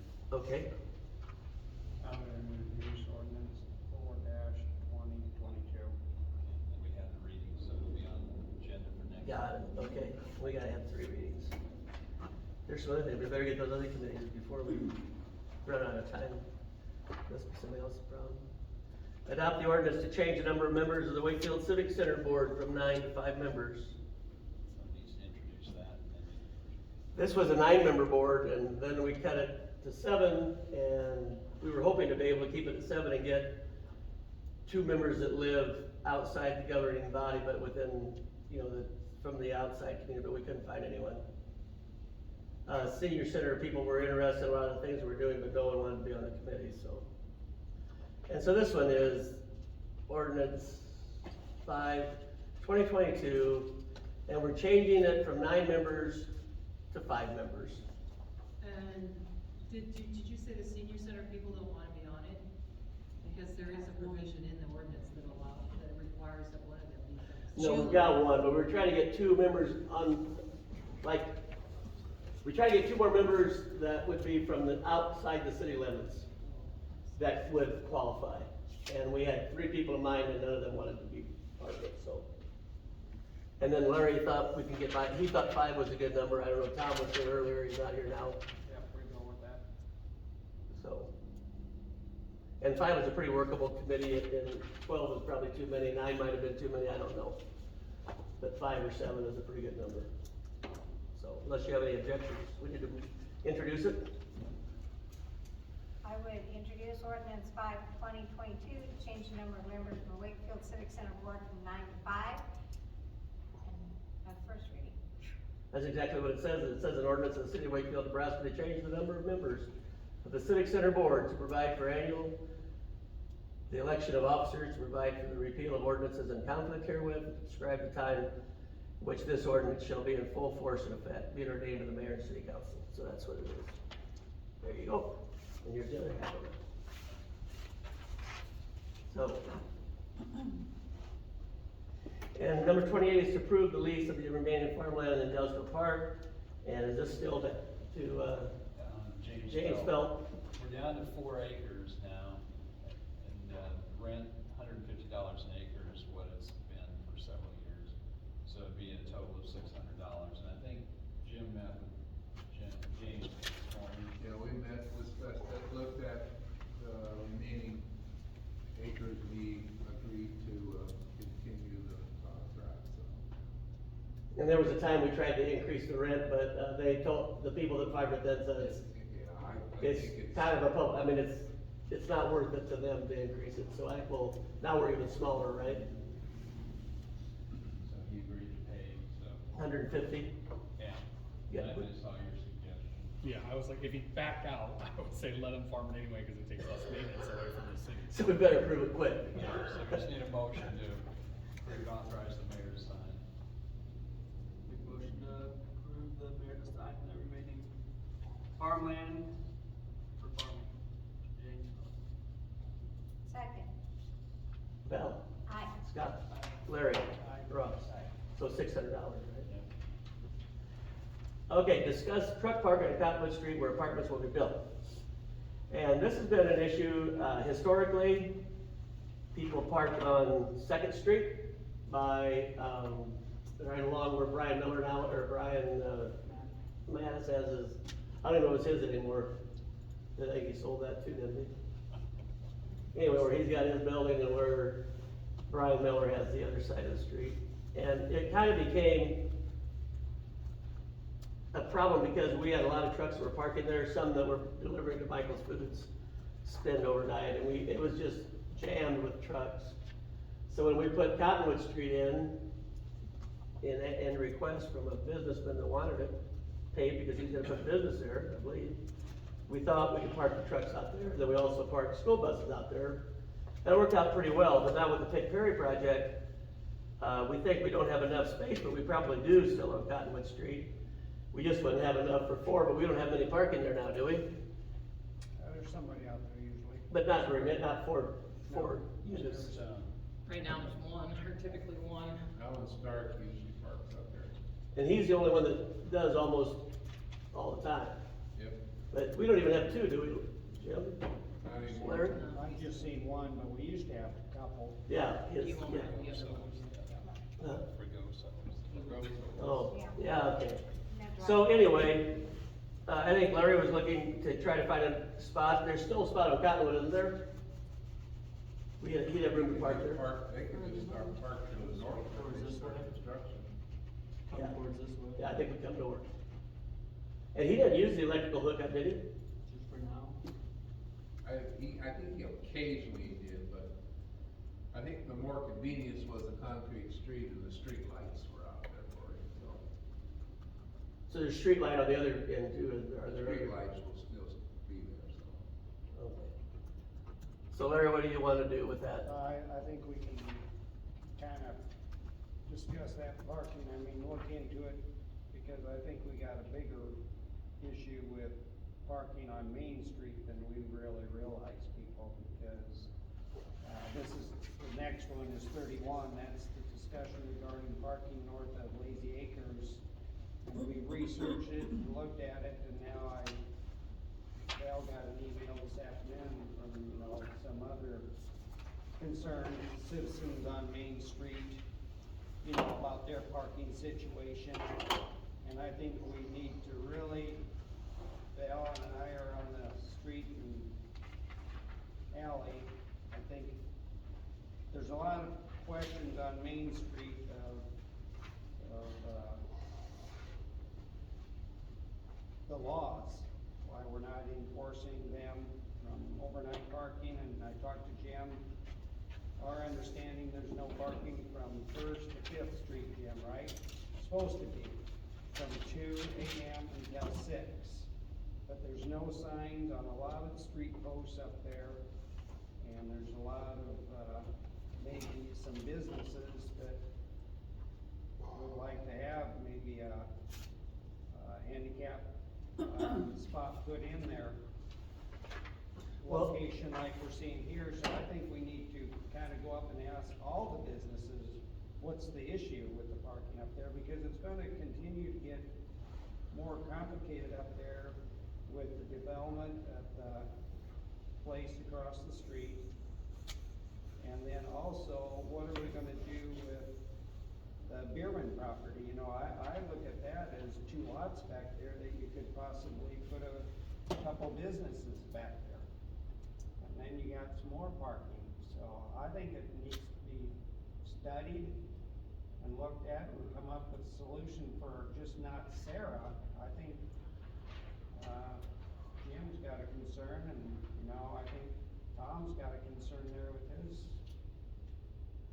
parking with his apartment. What can we do to make it better for everybody? 'Cause Well, in regards to the law, we do have an ordinance that says there is no Main Street parking for. And you don't have to have it posted, And it is posted. but I mean, even if it isn't, it's the law and the deputies can enforce it. And maybe they need to start enforcing it, We just I go, would we'll say. tell them to, yeah. So yes, from 2 to 6 AM, no one's to park on Main Street. Obviously, during the day, if someone lives in those apartments and wants to park there, we cannot do anything about that. It's just the 2 to 6. Right, which I think, like in front of Jim and Jill's, if we don't allow them to park there overnight, they're not gonna park there. I mean, they're not gonna move their car during the day to park there. In regards to Levi's upper story living, Levi does have parking around back. And so does, the Mardell Homes place that has upper story living. And Casey's also, they all have parking in the back. So we just need to tell them they have to park back there. Tom's is a different situation, but according to Jim's letter, he went out and looked at the parking, and he has adequate parking for his tenants, but they just need to park on 3rd Street. So we just gotta get him to do it. Because they're parking over door. Yes, like the people that are in the front are now, there's about 4 that are parking there. Well, they're scared out, some of them, because they get told by other business they can't park there. But, yes, Well, I think it needs, talking- I think we need to realize the street is paid for by the city over the years. Number two, it belongs to the city, we have to maintain it. We have to paint the lines, we put the signage up, we enforce the ordinance. It does not belong to the business. And Brian Miller doesn't have any place to unload his trucks that's marked no parking. He unloads it normally, if he can, he unloads it north of his building. But if there are cars parked there, then he has to do it, make a little adjustment. But he doesn't have 8 parking spaces that say no parking, because he, once in a while, gets a truck in to unload. And I see people that unload trucks, they park in the middle of Main Street, not ideal, but they do it in Wayne as well. The FedEx over there, or the UPS, he parks in the busy highway, and that's their Main Street, and they don't have no parking signs. Those are down now, just so you know. What? Those are down now, just so you know. Right, but, you know, I'd like to be kind to everybody and say, okay, y'all got 7 parking spaces, but if that's the case, then there's no customers, because there's no place to park. And I observed it, and I've told you this before, but at the Christian church, they had a funeral. And for example, on 3rd Street, on one side of the street, no cars could park there because they were marked off, no parking, handicap parking, no parking, no parking, no parking. We had 6 of the 9 were no parking. And the person that ran one of the businesses was parked in one of the spaces that was available for parking. It was not limited for no parking. And maybe that's, I don't know, but people walked from the Rose's Laundromat. They parked there and walked 1 block, 2 blocks in the rain to the church service, and they were in their 80s. And I think that if you allow everybody all the parking spaces they want, you're not being fair to people like that. And what about, Terry Nicholson, for example, if he wants to have, if everybody businessman wants to have 5 parking spaces, you're not gonna have any place at all. And I think it's important that we realize that before we promise somebody that they can have parking spaces. And we gotta take care of everybody, not just someone that sends a letter, or someone that makes a request. And it's gonna get worse, and that's a good problem to have. I mean, it shows that there are people developing Main Street, but we're gonna have to have a parking ordinance that we enforce, and we're gonna have to give no parking signs out and be very careful with how many we give and make available to them. That's my opinion. What else do you want to talk about? I agree with that. And the street and alleys has been one of our most active committees, and Jim, you'll attest to this. The committees that we have right now are working harder than we had 10 and 15 years ago. They just basically were on the committee and never met, never did anything. And sometimes Jim lamented the fact that they weren't very involved. So you guys are doing a super job on your committee, but you're gonna bring recommendations to the council for discussion and look forward to that. Is that enough said for tonight? Larry? Yeah, I think we just need to work with people, because like we start giving somebody no parking in front of their place, and we need all the stalls we can, it's gotta work. And that's a good problem. But it's gonna be a problem, and so be it, we'll take care of it. Or someone will down the road. We missed something here, the Munderlos, yes. Gonna wait for a building permit from here? We haven't had an update, for a month or 2 on the CRA. The last time we did speak with him, he's still working on trying to get contractors to give him estimates. So he has not brought anything forward to the CRA. So you just table this? So we're just waiting. I did ask Teresa though, because we do have a signed purchase agreement with him about, is there a timeline within that purchase agreement that, should we not be holding the lot if he's not going to go forward with something? And that would be a chance. Yeah, there was, he was supposed to close on the purchase agreement in July last year. If we had met if we had met the contingencies in the purchase agreement. I know that we had to deal with Dollar General, that took months and months. Then we rezoned it, and that didn't happen till October, so we've done those 2 things. Now the ball's in his court to move forward with getting, the building permit and estimates on construction, so. We put a lot of effort and money into it, So I think if we need to contact him and see where he's at to get moving on it, right? Do we tell him that one's expired and he needs to come in and sign a new one? No, I think we just tell him to get a building permit in here, and move it. He's not. Or just tell him it's gonna expire and we'll sell it to somebody else. Yeah. Yeah, give him 30 days or something, because, Those lots are valuable, though, somebody else will want it. yeah. Did we approve the TIF finance? No, he hasn't even brought that forward Using yet. a set of plans. Without the estimates, he can't. He's gotta do that. His, in the midst of all that, I think his dad passed away and he's building a house and. He's building a house. That's not an excuse, but. He's building a house here? Tender. Oh. So I think we need to contact him and Yeah, I think that's the right thing to do, and see where he's at. Okay. So we've covered all these, and then it's, actually, you don't need to approve, you need to approve the groundskeeper at Grace Park because, the person that does our audit said that we need to do that, and you can't have the mayor getting paid to be the groundskeeper at Grace Park. And I don't really wanna be the groundskeeper at Grace Park, but I've been for years, and we've never had it in the audit, but he red flagged that, if you remember, when he was on the deal. And I tried to explain to him. And I don't really want to get $3,200 in my name and then not have it. I mean, I've never gotten $3,200. The one year our grandson did it, and he got the $3,200, but it had to go through us, and we paid income tax on it, and then we gave it to him. Last year, it wasn't approved in March like he said. Kyle said it has to be, or whatever. Maybe it was Kyle that found the error. I don't know if it was the auditor or Kyle, but they did the same thing, but,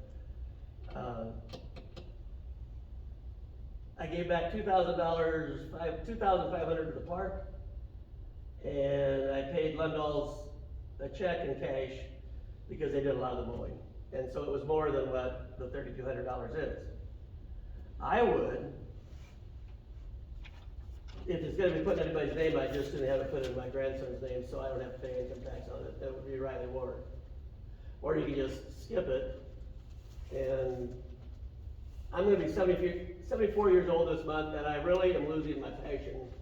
I've got passion for the park, but I'm tired of raising our own money for the projects down there. I'm tired of working for all those years and people thinking that I'm getting paid hourly wages of $20 or $25. I'm working because I enjoy it, and it's volunteerism, and what keeps me going is all the people that work so hard down there that are no longer living. And a lot of people that have worked hard that are still living, that have contributed greatly. And, I'm not being taken advantage of because I love being down there. But if I'm not gonna do a good job, or if I'm not wanted, I'm not gonna be down there, period. Okay, so if you do this, if you want to do something tonight, you could put it, approve Riley Ward as the paid groundskeeper at Grace Park. But is he gonna do the work? He's planning on it, but if he doesn't, Cause I can only pay who does Okay. the work. what you need to do is just not pay anybody and just let city workers do it. And I'm tired of getting taken advantage of, I really am. Look, can I ask you a question? Paul? Sure. You formed an LLC, I right? did. And I wonder, you could pay the LLC. That's why I formed the LLC, That's what I thought. yeah. So you could do that. Well, I don't know if that's legal or not, I don't wanna get in trouble with Kyle or the guy that's just, when you go to the League of Municipalities, you put your picture up on the overhead and says that you got caught. So. To be at the league, they did use this as an example, not necessarily. They use this again? Not us. Not us, not us. The city could I not. think that would almost be, they could get in trouble for that, I would think, couldn't they? Well, if it's true, the truth is in defense. But they did talk about this exact example. Well, it's true. Gang is Is Riley councilman, a member of your LLC? it has What? to be on the Is Riley a agenda, it member has to of be your an approved LLC? job. He could be No. an employee of the LLC though. Right.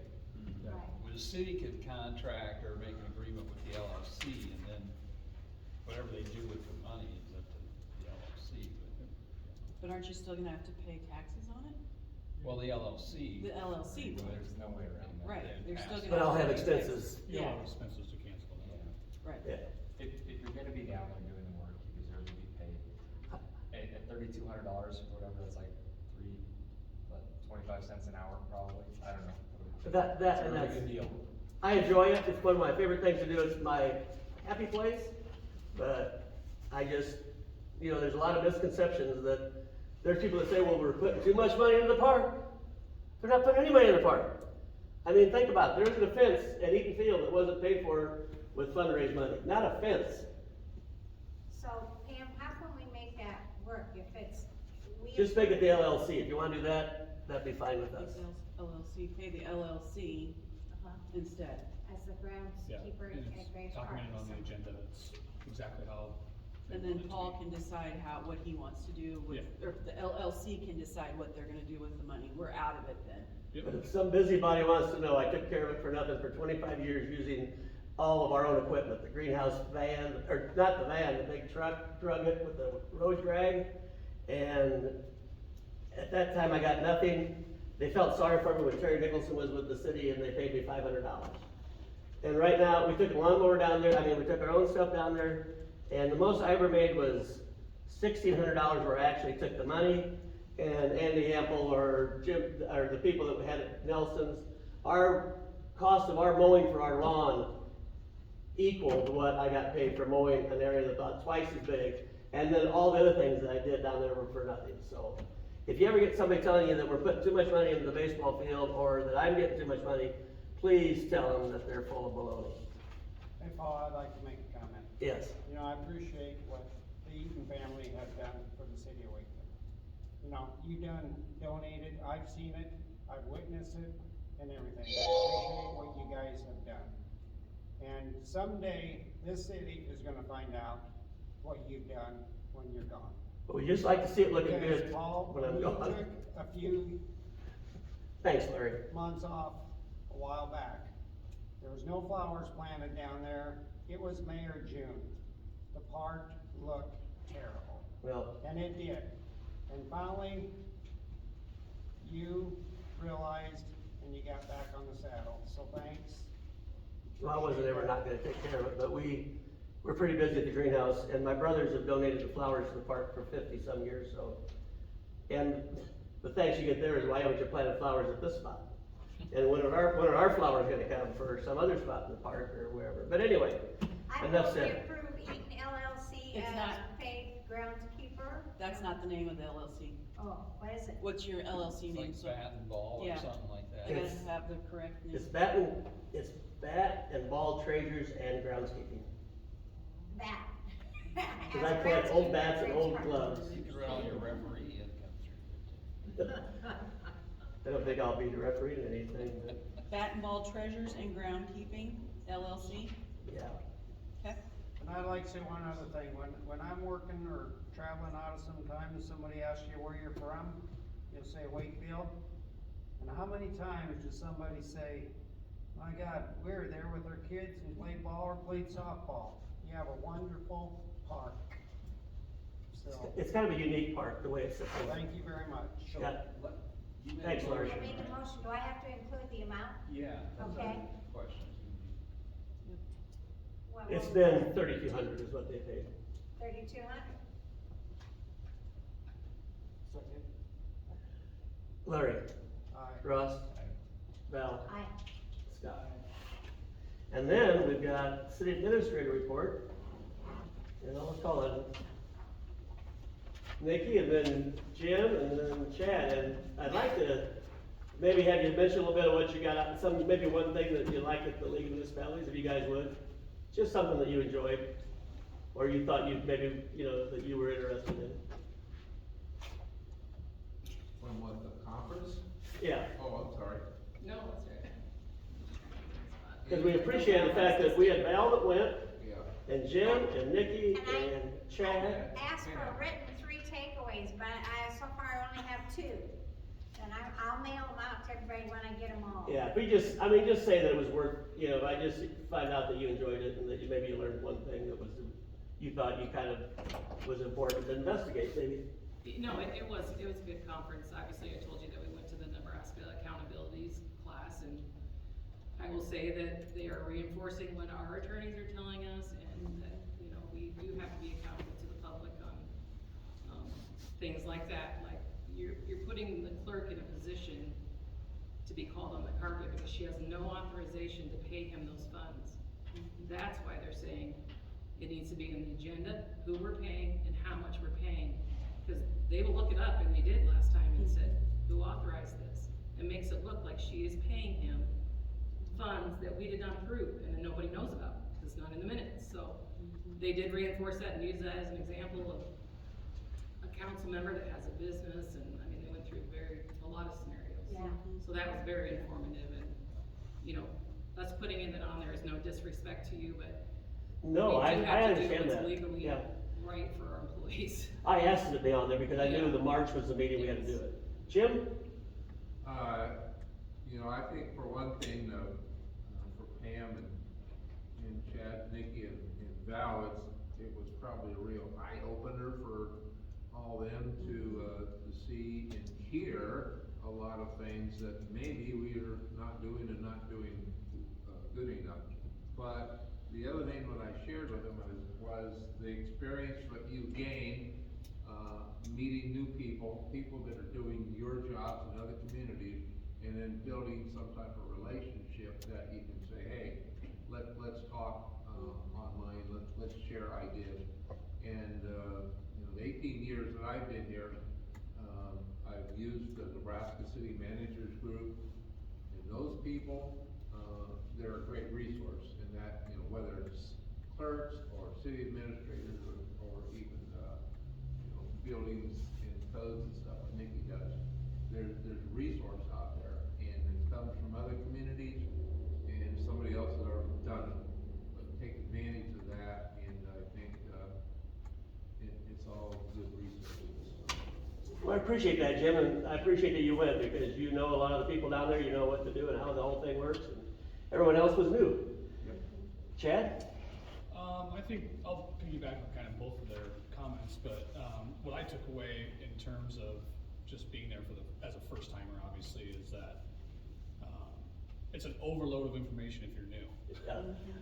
I tried to retain, I couldn't write fast enough. I was literally trying to do my best to try to put it all into my terms as far as how I understand it. But what I got, like Nikki's, that class that Nikki took was huge because of what we're kind of experiencing firsthand here, and with myself and other things as well.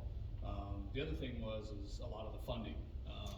When you step into a position like this and you don't understand how things are getting done through the funding avenues, that was a huge learning curve for me as well. Also on how to obtain new funding, that was another big thing for me. You know, we have Megan and we have some people, Nikki's really good about it, and Pam is learning as well, and we're all kind of learning to some degree, but it was good to know some different avenues to pull in terms of getting some projects done here in the near future. So, and I think in the next couple of years, we'll see some results of that. I definitely think it's something that is worthwhile going to every year, both spring and fall. In the city administrators meeting, you know, after the classes were over, it was just kind of a cool little inset that they do a trip every year, and they go, you know, with Poland. Yep. You know, they go to Poland, and it's like, I mean, they really try to bring guys and gals and whoever the administrators are together to, you know, make it worth people's time to be involved in their communities and get experiences from across seas and things like that. So that was pretty neat. So. Val, thanks. Well, I went up to the core and main people and said, okay, we're giving you all kinds of money, show me what we're getting. And they could, they go, we were just in Wakefield 2 days ago, so that was kind of fun. One of the things I think is really important is we're gonna have to deal with the cybersecurity before we get in trouble.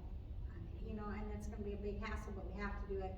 And the other thing, well, there's a lot of other things, but one of the things I think needs to be done, somebody needs to attend the Bridging Nebraska's Digital Divide.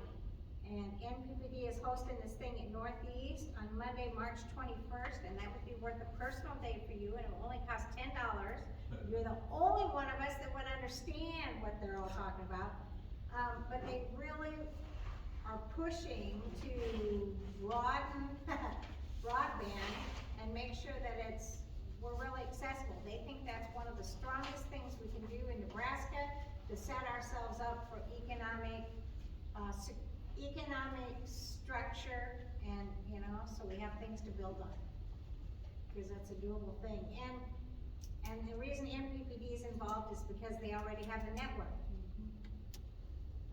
They have all kinds of things set up, and a lot of the ARPA funds can go to that, a lot of COVID money, you know. So I'm glad I went. For a while, I thought Paul was crazy, why did I have to do this? But it was good, I learned things. I felt the same way you did before I went, and I had my eyes open, and I really enjoyed it, and it pays off. People say, well, you're paying money to go down to, but I think we'll get that money returned many times over with the fact that you guys were willing to go, and we sent a good group down there. Anything else, Val? I didn't mean to That's catch it you for off. me, just see what Pam says. Pam? Pretty much the same thing everybody has said. We definitely need to look into cybersecurity where somehow, so Scotty, if you have any leads for us, because we tried looking at the vendors who were down in Lincoln, and there were none. Well, I know our insurance company offers a policy on that too, because we did look at that last year, just a short amount of time. It's coming, and Yeah. I think multi-factor authentication is huge, where you're getting into the network password and you're giving another Yeah, password. it's kinda like the duo That's gonna push be that I have to big. do for Wayne State and all That's a that. but big one. Yeah. You need to probably get changed over to. Yeah, we Sooner than definitely later. need to do something there because we've got too much information that's available that. And all your files backed up to the right spot. And change your Or password. if you. Yep, all of If you that. lose a hard drive, where's it backed up to? Is it to the cloud? On a flash drive that we keep in the safe. Yep, see, that. Probably need to look into the cloud, so that way it's. Yeah, and that's what they were talking about. A lot of people, said the cloud. So that's one thing. The other thing, of course, cause we're getting ready to do an ARPA report next month. Our first round of ARPA funds need to be obligated by 2024. And if they're not used by 2026, we have to return them, so. And then the other thing that I found fascinating, I guess, is I went to a safety, session, and they were talking about how the safety concerns and meetings should be for all employees, not just for the ones that are on the safety committee, because there's so many things within the workplace that we all need to be concerned about, that it's not just, falling off a ladder or something of that nature, so, trying to figure out those things. So, and then just to reiterate, thank you for letting me go. I really enjoyed myself being one of the least political people you will ever meet. Completely overwhelmed by LB blah blah blah, LR blah blah blah, and I was like, so yes, and then I leave Sunday to go to clerk school. So I will be gone. I start on Sunday afternoon for the clerks that have less than 1 year of experience, and it will be through Friday. I did win a scholarship, so you guys are not paying for school, you're just paying for hotel and all that good stuff, so. That will be overwhelming, cause I got the email on it today and I go, oh my God, Nikki, look at all of this stuff, and they're not providing a flash drive this year, they're not providing a 3-ring binder, we have to print it all out ourselves. Ooh. Yeah, so it'll be interesting, but I'm getting those hours for, that are required by the state auditor's office. So I have to have 8 credit hours every year just for the treasurer position. So, Yeah, that cybersecurity came up when their system was compromised, and we looked into the cost of it, and we decided with our budget, we maybe would look at it in the new budget year. We really didn't do that, did we? We need to. We probably need, you think for sure, I don't know much about technology. You need to be covered up too. yeah. I think the school, I think our. So it's school- time to do it then. I think our school is $1 million policy. So take all the precautions that we just talked about, but also have the policy. I think you need to, yeah. It's a huge headache if you can't. Yeah. if Well, it you- costs a lot of money, it was ransomware, they had. It costs a lot of money, and it's a. You're error shut down for a while. Everybody. Do you Yeah. think that you should have your insurance policy match like what's in your general fund or what's in your overall? For sure.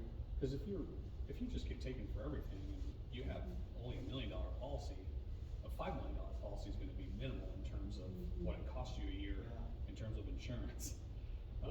I just feel like we should at least carry or cover our general fund, but that's. You can even do it like before the budget. comes up before the new budget. I guess I won't say that. I know we talked about it at the time, and then we were gonna wait to the budget year, and we kinda let us, I really didn't even think about it, I guess. I guess what we should do is just reach out to Bob and Jim and see what that type of insurance is gonna cost first, and then go from there. That'd be a good idea. And I can ask around next week at clerk school and see what everybody else is doing. It's becoming so much, it's becoming so much. That would more be common. interesting. I mean, you hear about it all the time now with schools and cities and everything. Well, good, thank you all for going, and we got, yeah. I forgot one thing, I do need to put a plug in for the law enforcement bills that are Oh, right now. yes, yes. The league is backing several law enforcement bills that should be, coming up. That was a very interesting talk. Yes, What yes, was her name? I went to. Lynn? Yeah. Lynn from the league. Lynn Rex, she's Yeah, good. She spoke on those bills. She's a good speaker, she's on top of everything. She is. I mean, we're not so much in that situation, but I mean, law enforcement shortage right now is critical for, many of the communities in Nebraska, so they are trying to approve some bills to entice people or incentivize them, or, you lose your law enforcement, your community is gonna crumble. I mean, and they're seeing that, so the league's actually helped write these bills and are backing these bills, so. Did you guys get the general impression that you're in a pretty good place, where we are as a city in a pretty good place, or not? Well, we are, you mean law enforcement? Just, or just overall, with me going to your different sections, and No, yeah, there's definitely things that we're doing that probably could improve on. we can improve our community. Cybersecurity, making sure we're. I would say one with the, But some communities talked about, they don't even have garbage collection. That was in the mayor's thing that I went to. Yeah, they're trying to set up garbage collection, and I'm thinking, oh buckets, we aren't bad off. no, It's not perfect, and we got it. people before us did a pretty good job, and hopefully people after us. Yeah, I went to that one year, the first time I went was that, they said that our main line of communication was the rivers, like the Missouri River, and then it was the Oregon Trail, and then it was the Telegraph, and the Transcontinental Railway, or the Pony Express Railway, and I-80, but now, without a doubt, it's like you were talking about, it's with our broadband. And I don't know if we're making any progress in Wakefield with broadband, I feel like we're not. But That's probably going nowhere. that'll be a topic for another night. Anything else you wanna talk about? Jim, did you have any more, or Chad, or Vicki, No, I anything mean, else? You ready to go home? We got a lot of stuff that's coming up here in the spring, but, just want the community to know that we are going to start enforcing the parking policies, start enforcing the nuisance violations and code violations within the community. That is going to be coming on pretty strong here into the spring, so that the excuse can't be anymore, well, it's cold, and we have the community cleanup coming up April 2nd. So I'm really hoping to see a drastic change. I've been reaching out, delivered notices today. I just feel like we're gonna hopefully get off on the right step here in the spring and deal with some things like as we need to, and sidewalk installations and things like that. So we have a good list for the workforce that is underneath of us to start, park and everything else. So the guys have been busy. We've been doing a lot of things. Good. We did start, using Facebook to communicate with the people in Wakefield, and it's going over really well so far, so. Good. Trying to update it at least weekly. Like how the city of Wakefield is right now. Yep. Did you wanna do the sales tax update, or do you have that? Do we just have it in our packet and go with that? It's like 2021? Yeah, that's just on the template, so it prints it every time. Yeah. It's I think 21,000. And then, we know what's going on with the legislature, pretty much. Motion to pay the claims? So moved. Ross? Aye. Val? Aye. Scott? Aye. Larry, motion to adjourn? So All right, meeting adjourned. Thank you all for coming.